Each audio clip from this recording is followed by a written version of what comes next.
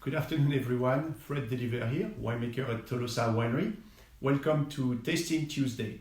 So, I don't know, maybe not everybody is familiar about Tolosa and what we do, so I'm going to start with a few words on this, to cover this. So, Tolosa Winery, we are located in the south in the beautiful Edna Valley. And Edna Valley is a transverse valley. What does it mean? It means the valley runs northwest to southeast and has a pretty direct opening on the ocean. That opening is very important because it's kind of giving us or giving the valley its identity. How? Because it shapes the weather we have here. And, we're only 5 miles away from the ocean, so winters are really mild. And interesting things, the summers are also pretty cool. And so we totally qualify as a coastal valley and a cool grape growing area. Tasting Tuesday, by tradition, we always have a guest. And today it's Meridith May. Hi, Meridith, how are you? Oh, very good. Thank you. Good to see you. Good to see you too. So Meredith, I was just talking about Tolosa, who we are, and I'm going to talk about the wines we make, because around the winery we have a pretty extensive estate vineyard. From the fruit we get from that estate, we craft different tiers of wines from our 1772 series, 1772 referring to the year the mission of San Luis Obispo was built, up to our flagship Primera, flagship Pinot Noir. But on top of those estate wines, we have a collection of single vineyard wines.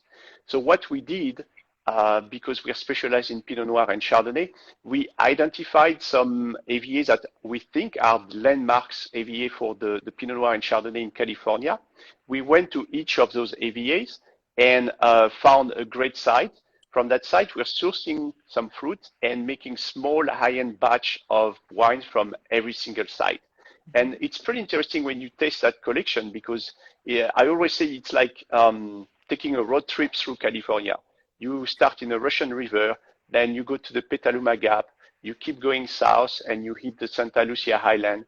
Then you make a stop here because we do think Edna Valley has a great potential and makes wine that can stand by all the other great names. And then from Edna Valley, you can push a little south again, Santa Maria Valley, and then we even go down to the Santa Rita Hills with our Drum Canyon. Mm-hmm. So Meredith May is the publisher and editorial director for the Tasting Panel and the SOMM Journal. I've been talking a lot, Meredith, already, and I want you to tell people what you actually do behind those words and how did you end up in such career? Well, I have been publishing the Tasting Panel since 2007. Before that, I worked for a trade publication, and it grew from the old publication into the Tasting Panel, and we became nationwide very quickly because that was at a time when all these brands were just coming out of the woodwork, and wines were getting better, and spirits were also getting into that luxury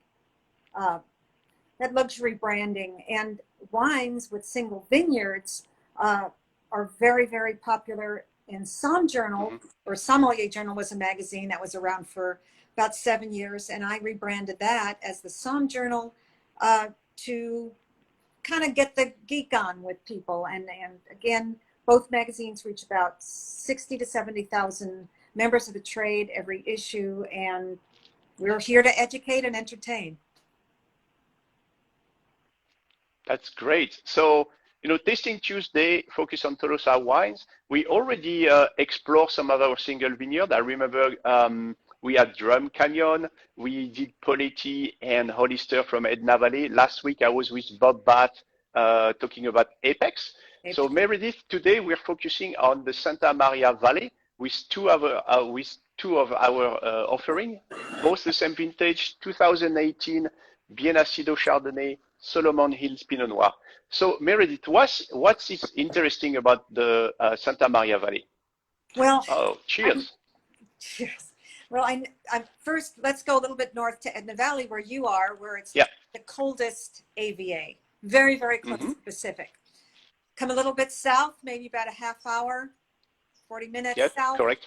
And Santa Maria is also extremely cold, and it has that east-west like you were talking about. So it's a wind tunnel where the wind from the Pacific just channels into the valley. It's so cold. I went to a wedding in July a couple of years ago in Santa Maria, and we were asking our husbands for their overcoats because we were wearing sleeveless dresses, and I still wasn't warm enough. So it is a very, very cold climate for California, especially, and the wind really whips up. So that's why Chardonnay, and that's one of the reasons why Chardonnay and Pinot Noir do so well there. But of course, there's the soils, and the two vineyards that we're going to be talking about today have very different soil types too, which is, again, you know, when we get into the flavor profile, I'd like to examine that with you. Find some. Of course.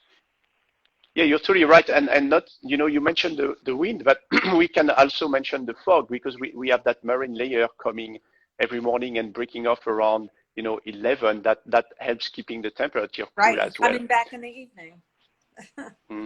Totally. So, all right. Let's dig in the wines. I think we're here for that, right? So here is what I want to do. You taste so many wines, so I want to pick up your brain. So we're going to start with a Chardonnay. We are both tasting. You comment on those wine, or that wine, and then I jump in if I can add something about, you know, your comments or some winemaking inside story. And then we move on to the Pinot Noir. That works for you? Absolutely. All right, let's do it.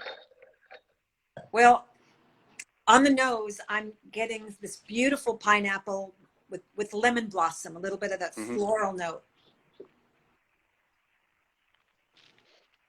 And while there's an edge to it because of the beautiful acidity, there is a little bit of creaminess with that candied pineapple, a little mango, red grapefruit, and this buttered toffee that's way in the back of the palate with a little bit of dill and a little bit of lime. I agree with you. There's always something stunning about Bien Nacido Chardonnay.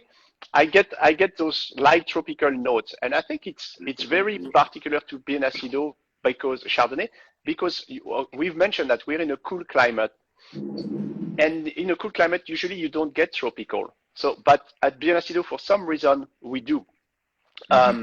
I think one of the reasons is because we get that fruit from one of the original block that was planted in 1973, and so those vines are really old vines, and I think they take their really sweet time to get ripe.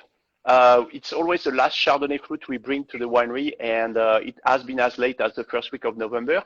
And I do think that even if the bricks are not too high, the aromatic and flavor profile gets a little bit on that tropical notes that we don't have, for example, in Edna Valley, Transverse Valley, Santa Maria Valley, Transverse Valley, but Edna stays more on the apple and citrus character. So I like that a lot with Bien Nacido. Yeah, sure. And of course, most of listeners might know that Bien Nacido is such a famous, it's world famous vineyard. It's world famous. And so many other producers, you know, have associated their names with it, of course. So to have a label and to be able to have fruit is very prestigious. Yeah, I feel really lucky each time, because you're right. I mean, Bien Nacido always pops up into the top 5 single vineyard for Chardonnay and Pinot, and a little bit of Rhone varietals as well in California. So that's pretty special to be there. Right. And then so Bien Nacido, and then few miles more on the west, we have Solomon Hills. So I think Solomon is the most western vineyard in the appellation. That's right. About 11 miles away from the ocean. The soil difference to me, there's more gravelly marine loam in Bien Nacido, and it's more sandy at Solomon Hill. It is so sandy. They have a special name for it. It's Oceana Marina. And it really does. It's like finely grained sand when you pick it up. And another little point that I love about Solomon Hills, first of all, it's so cold there that the Miller family who farms it was told when they first wanted to farm it, that there's no way you're going to not be able to farm anything. And of course, not only did they farm this beautiful Pinot Noir, but they farm blueberries, like the best blueberries I've ever tasted. it's yeah. When you go to Solomon Hills, you actually have a fence, and then you go from the Pinot Noir vineyards to the blueberry Yeah, plantation. It's pretty cool. it All is. right, I want your comments on the wine now. Mm. And that nose. Mm. Rhubarb. Rhubarb on nose and palate. A little bit of tobacco. That spiced oak. Get that cherry wood cedar on the nose. Very stark acidity, which highlights that tart cranberry, but it's also like a little bit of savory, like a cherry that's been dipped in a liqueur, and then that vanilla finish is just marvelous. There's so much going on here. Yes. Depth Yeah. of character. So very red fruit to me. You named them cranberry. I have some, yeah, that maybe it's cherry syrup a little bit. I have some smokiness. I have some earthiness. It's a very layered wine, and but always as like the trademark of those coastal Pinot Noir, like that acidity that's just carries the wine through and pushes to the finish, right? Absolutely. It's actually sitting, that tobacco note, that earthy tobacco note, it's just sitting there. It's almost like It saying, remember me. Yeah, it lingers with you forever. Yeah.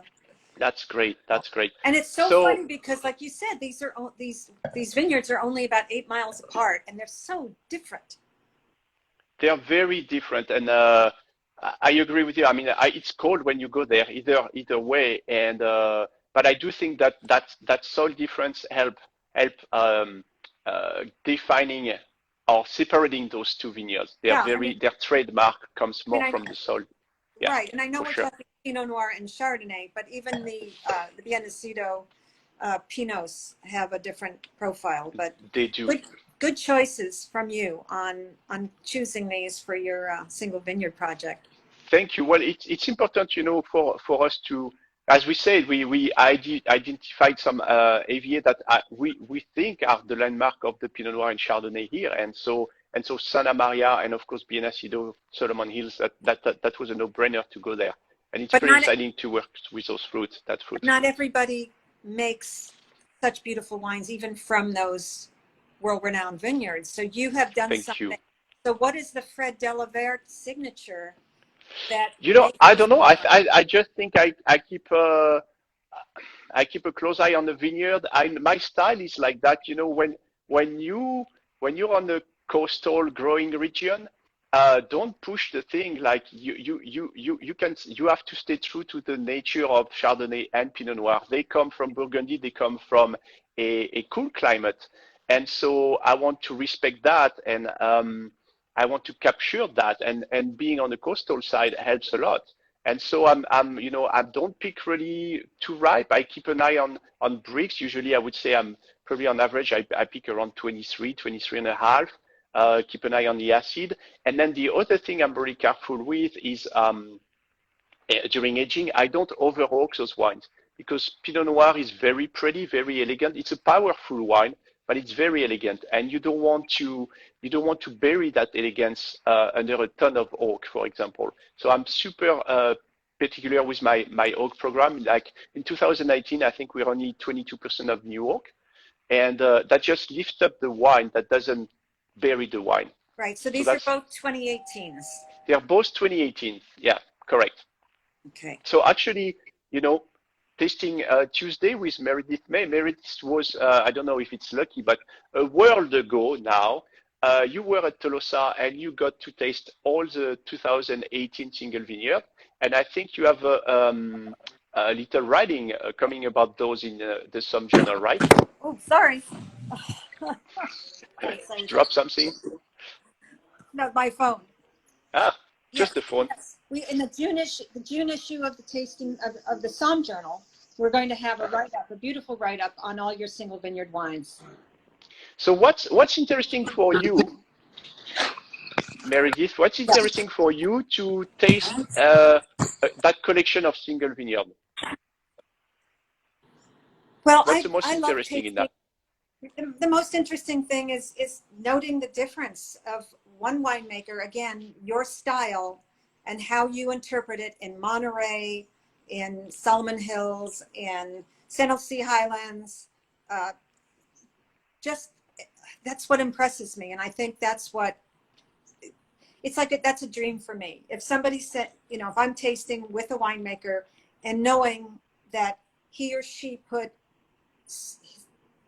certain efforts into a specific varietal, and it tastes so different from each region. I know the region's speaking to us, but I love the person to person. And I think that's what we all have to realize, that as much as we say the wine's from the vineyard and it's the terroir, and especially in this terrible time we're going through where we're not touching people, you are touching the wines, Fred. There is human contact.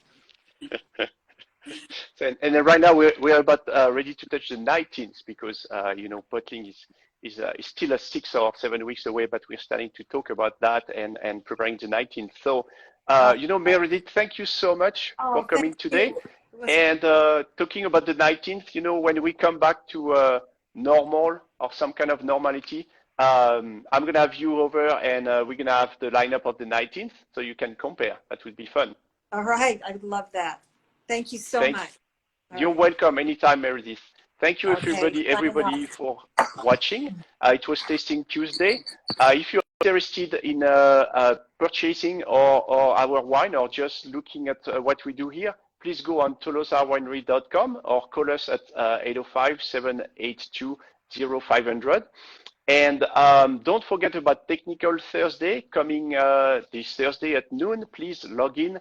You're gonna go to the tasting room, and they're gonna show you the grounds and actually talk about, you know, how we're gonna be reopening in the situation we have with all the arrangements they have to do. So thank you, everybody. Santé, and have a great day.